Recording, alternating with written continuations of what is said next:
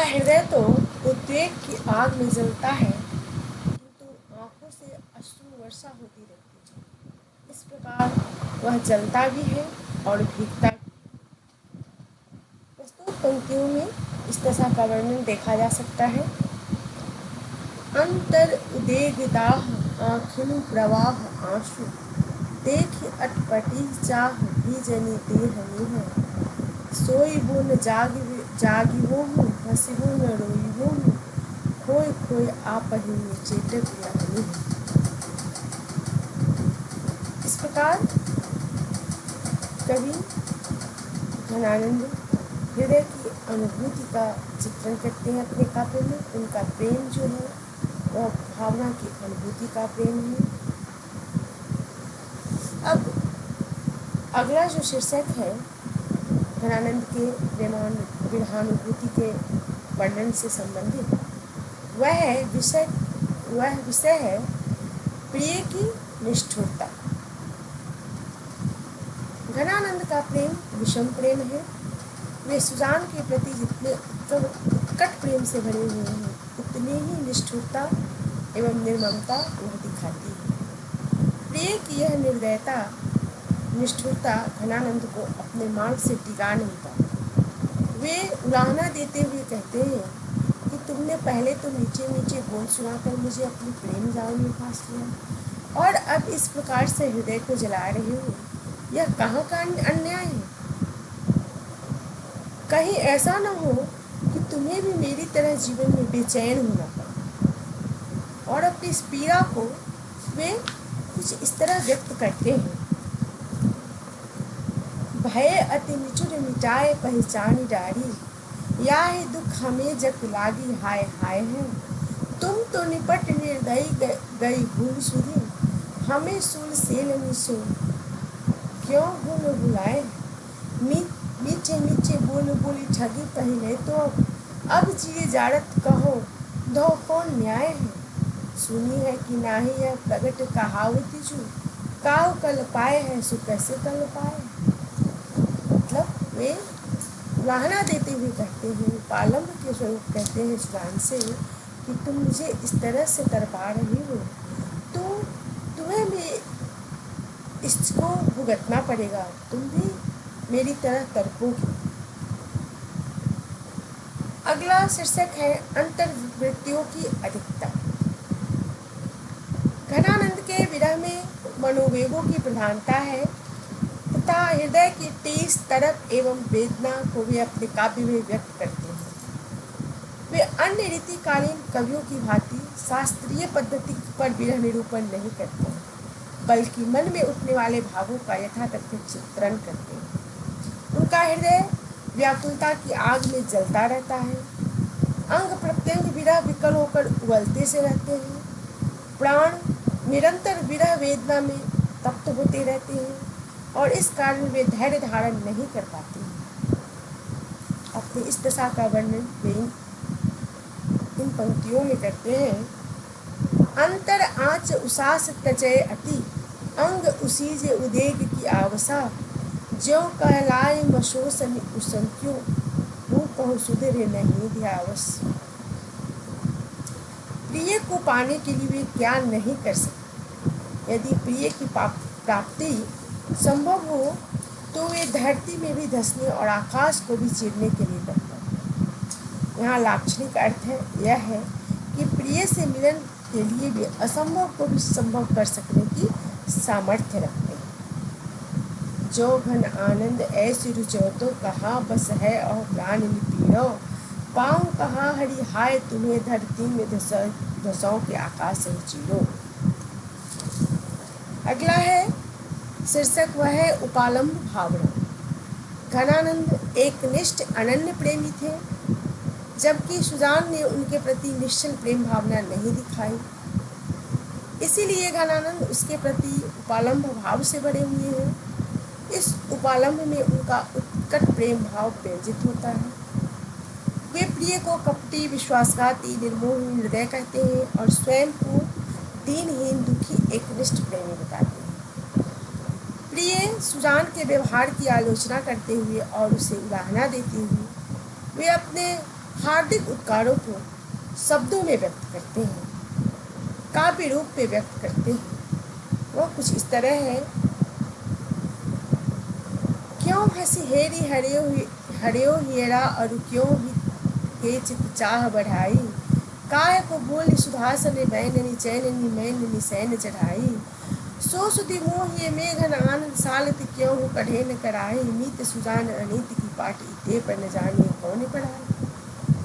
तो इस तरह उपालंब भावना में उन्होंने अपने काव्य की अपने विरह का वर्णन किया है। विषम प्रेम का चित्रण, अब यह शीर्षक है उनके विरह काव्य को समझने के लिए। उभय पक्षीय प्रेम में संयोग सुख के मादक चित्र देखे जाते हैं। मतलब जहाँ प्रेम द्विपक्षी होता है, प्रिय और प्रियतम दोनों मिलकर उस प्रेम में समान रूप से भागीदार होते हैं, तो वहाँ सुख के चित्र दिखाई पड़ते हैं। किंतु एक पक्षीय एकांगी प्रेम में हृदय की तरफ चित्कार एवं प्रिय की निष्ठुरता का निरूपण होता है, जिससे वह मार्मिक एवं हृदय द्रावक बन जाता है। घनानंद का सुजान के प्रति प्रेम भी इसी प्रकार का है, इसीलिए वह विषम प्रेम है। घनानंद के हृदय में सुजान के लिए जितनी व्याकुलता है, उसका एक अंश भी सुजान के हृदय में दिखाई नहीं देता। वह तो सुजान के लिए तड़पते हैं, पर सुजान को उनकी बिल्कुल चिंता नहीं है। वह तो स्पष्ट कहती है, जब घनानंद उससे पूछने जाते हैं कि तुम क्यों नहीं मुझे अपना रही हो, तो वह स्पष्ट रूप से कहती है कि मैंने तुम्हारे जिस पद से, तुम्हारे जिस गुण से प्यार किया था, अब वही तुम्हारे पास नहीं रहा। उनसे दुखी होकर जब राजा उसे देश निकाला दे देते हैं, उनका पद उनसे छीन लेते हैं, और तब जब वो सुजान के पास जाते हैं, तो सुजान उनको यही कहकर ठुकराती है कि तुम्हारे जिस गुण से, तुम्हारे जिस पद से मैंने प्यार किया था, वो अब तुम्हारे पास नहीं रहा, तो अब तुम मेरे लिए कोई मायने नहीं रखते। और इस तरह सुजान के व्यवहार से, निष्ठुर व्यवहार से घनानंद का हृदय विभक्त हो जाता है, टूट जाता है, और वह प्रेम के पीर के कवि बन जाते हैं। घनानंद को इस बात की भी परवाह नहीं है कि प्रिय उन्हें चाहता है या नहीं। वे तो निर्द्वंद भाव से उसे प्रेम किए जाते हैं। चाहो अनचाहो जान प्यार पे आनंद घन, प्रीति रीति विषम सुरूम रूम रमी। प्रकृतिगत उद्दीपन का चित्रण, यह शीर्षक है। इसके अंतर्गत अब हम घनानंद की विरह वेदना को समझने की कोशिश करते हैं। घनानंद की विरह वेदना प्रकृति के उद्दीपन से और भी बढ़ गई। प्रकृति उनके विरह को उद्दीप्त कर रही है। यह कोयल कूक कूक कर न जाने किस जन्म का पैर निकाल रही है, और मोर और चातक भी कान फोड़ रही है। पुरवैया हवा अंगों को जला रही है। लगता है प्रकृति के ये सभी उपादान दल बांध कर भी योगी घनानंद को सताने का प्रण ठान कर एकत्र हो गए। कारी कूर कोकिला कहाँ को बैर काढ़ती रही, कूक कूक अब ही करेजो की बोरी ने, पड़े पापी कलापी, निस्ध्योष ज्यों ही चातक घातक त्यों ही तुम कान फोड़ी ने। इस तरह प्रकृति के जो सुखद क्षणों में जो चीज़ें जब प्रिय साथ हो, तो प्रकृति का जो रूप हमें उत्साह देता है, आनंद देता है, संतोष देता है, अगर प्रिय पास नहीं हो तो वो चीज़ें ही हमारे लिए कष्टकारी हो जाता है, असहनीय हो जाता है।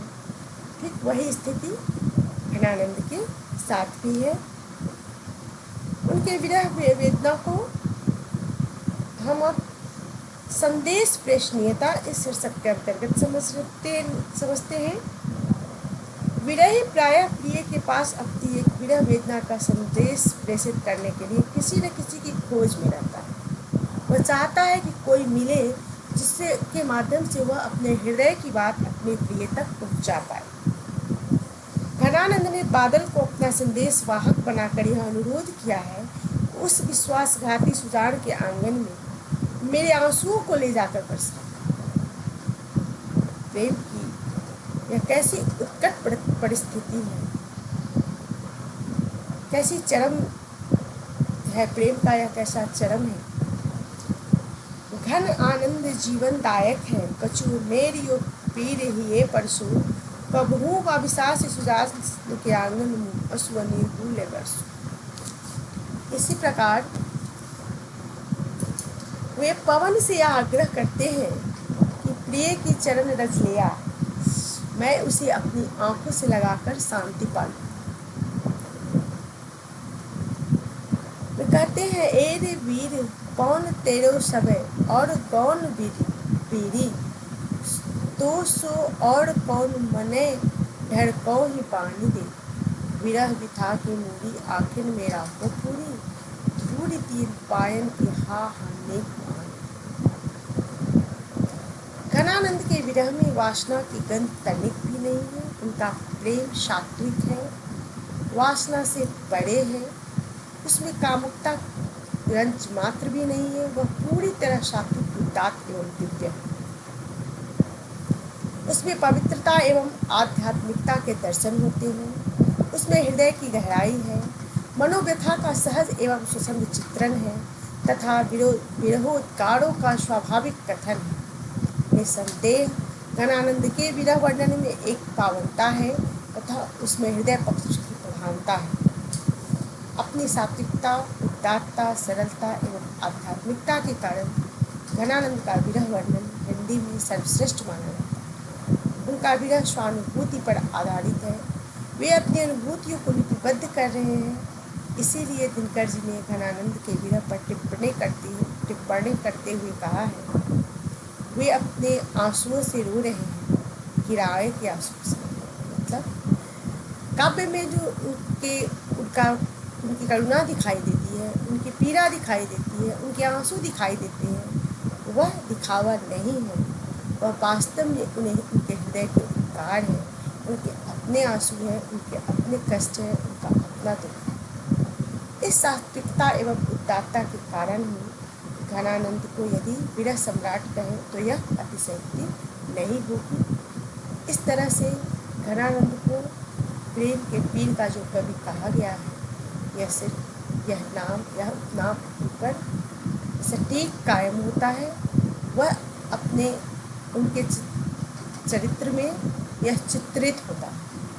वास्तव में घनानंद विरह के कवि है, स्वच्छतावादी कवि है, विरहानुभूति के कवि है, पीर के कवि। इस तरह आज हमने रीतिमुक्त काव्यधारा के अंतर्गत घनानंद के काव्य को अनेक अलग अलग बिंदुओं में समझा, पढ़ा। अभी घनानंद की काव्य के संदर्भ में कुछ और बातें बाकी हैं। अब अगले व्याख्यान में मैं उसे लेकर प्रस्तुत होंगी। अगला जो हमारा घनानंद के संदर्भ में रहेगा वो उनकी काव्य कला है, उनकी काव्य दृष्टि है। इस तरह उनके संपूर्ण काव्य को हम अलग अलग शीर्षकों के अंतर्गत समझेंगे, पढ़ेंगे।